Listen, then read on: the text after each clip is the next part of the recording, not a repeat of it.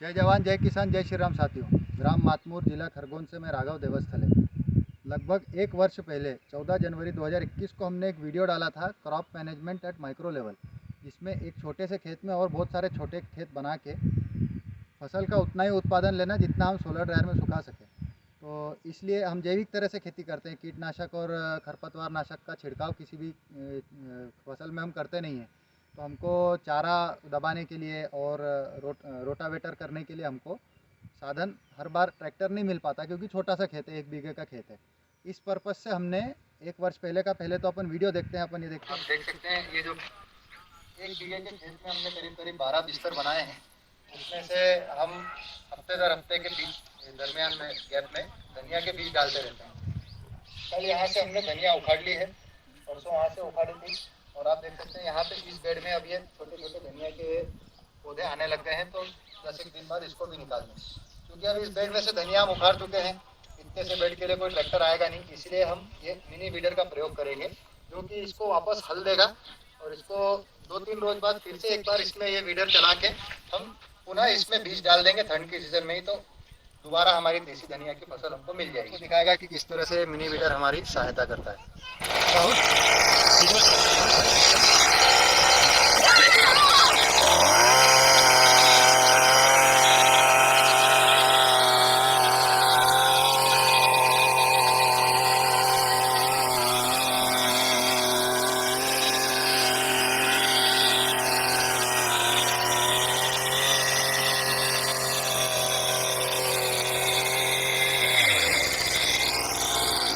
आप देख सकते हैं कि 17-18 इंच के गाले में इसने सारे चारे को जो है, और जो धनिया के छोटे डंठल बच गए थे, खत्म कर दिया है। थोड़े दिन ये सूखेगा, 2-3 रोज, उसके बाद फिर से इसमें करेंगे तो चारा पूरी तरह से बैठ जाएगा। और इस तरह से हम उसके अगले रोज बीज डाल के पानी दे देंगे तो हमारा कार्य भी सिद्ध हो जाएगा। वीडियो आपने देखा, इसमें आप देख रहे हैं कि एक पावर टिलर हमने यूज़ किया, छोटे से एक बेड को अपन टिल करके वापस उसमें बीज डालने के लिए, क्रॉप रोटेशन के लिए। और उसी पावर वीडर को लेके मैं आपसे बात करना चाहता हूँ। आप ये जो देख रहे हैं मेरे पास, ये नेपच्यून कंपनी का पावर वीडर था, अब है नहीं। आप देख सकते हैं नेपच्यून कंपनी लिखी हुई है। बाज़ार में आप ढूंढने जाएंगे तो आपको बहुत सारे पावर वीडर मिलेंगे। होंडा कंपनी के हैं बहुत सारे। होंडा कंपनी का मैंने नहीं ख़रीदा, होंडा कंपनी का पावर वीडर महंगा था।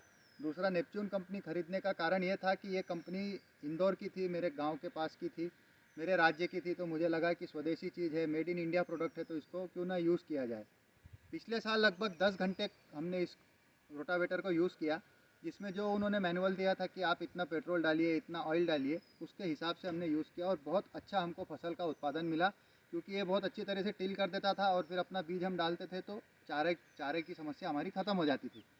परंतु 10 घंटे बाद जब फिर इस बार इस सीज़न के लिए हमने इस मिनी टिलर को निकाला, 10 से 12 घंटे की रनिंग की होगी, उसके बाद इसका इंजन चालू नहीं हो रहा था। सबसे पहली बात तो ये, इंजन चालू नहीं हुआ 10 घंटे की टिलिंग के बाद।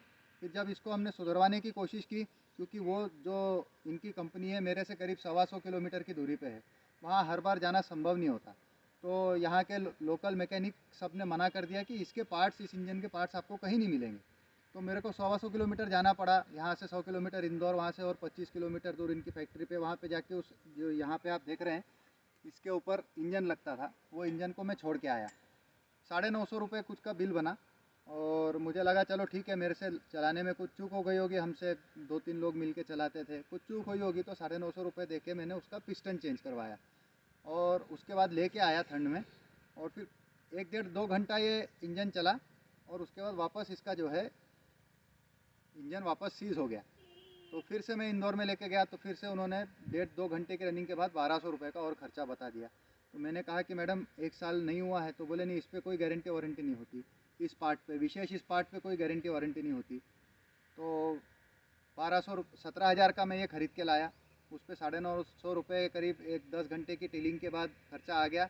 और उसके बाद फिर 2 घंटे की टिलिंग के बाद फिर 1200 रुपये का खर्चा आ गया। तो मैंने इंजन उन्हीं के पास छोड़ दिया। ये बॉडी मेरे पास पड़ी है, जिसे शीघ्र ही उनके पास मैं दे के आ जाऊँगा।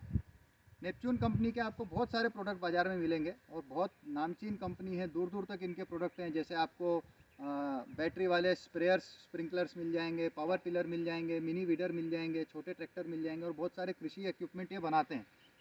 और स्वदेशी चीज़ है, मेरे राज्य की, मेरे प्रदेश की चीज़ है, सोच के मैं ख़रीद के लाया, लेकिन वो 17,000 रुपये मुझे बहुत भारी पड़े। और इस साल आप देख सकते हैं कि चारा बहुत ज़्यादा मेरे खेत में फैला हुआ है, क्योंकि टिलिंग सही टाइम पे हम कर नहीं पाए। खैर कोई बात नहीं, क्योंकि हम फसल की प्रोसेसिंग कर लेते हैं तो नुकसान कवर कर लेंगे।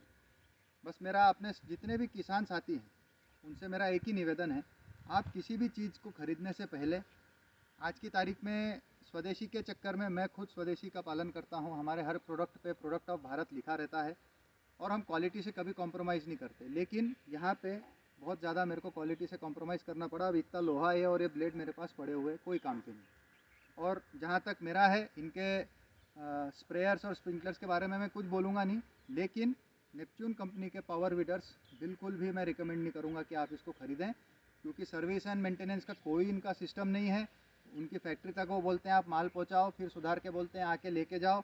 पार्सल वार्सल भी उन्होंने किया नहीं, मुझे जाके लाना पड़ा, और उसके पीछे जो खर्चा और समय जाता है अलग, और ये फसल गई मेरी अलग।